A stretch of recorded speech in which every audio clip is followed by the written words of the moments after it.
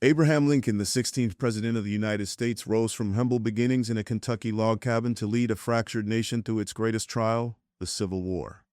A man of deep conviction and simple eloquence, he preserved the Union, strengthened the federal government, and struck the decisive blow against slavery. On November 1863, the war had already claimed hundreds of thousands of lives.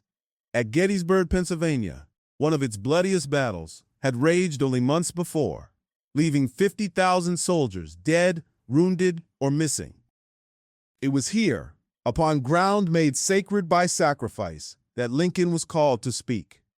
What he delivered was brief, just a few minutes, only a handful of sentences, yet it has endured for generations.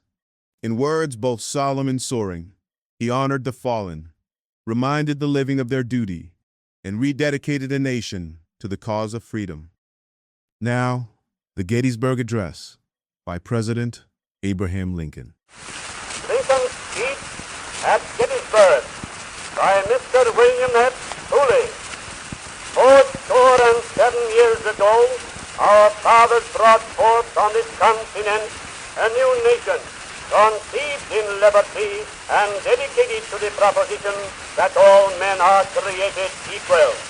Now we are engaged in a great civil war, testing whether that nation or any nation so conceived and dedicated and long endured can live through such a struggle. We are met on a great battlefield of that war. We are met to dedicate a portion of it as a final resting place of those who gave their lives that that nation might live. It is altogether fitting and proper that we should do this. But in a larger sense, we cannot dedicate, we cannot consecrate, we cannot hallow this ground.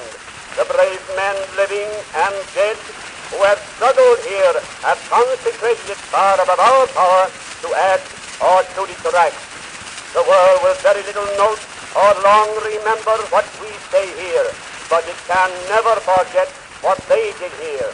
It is for us, the living, better to be dedicating the unfinished work that they so nobly carried on.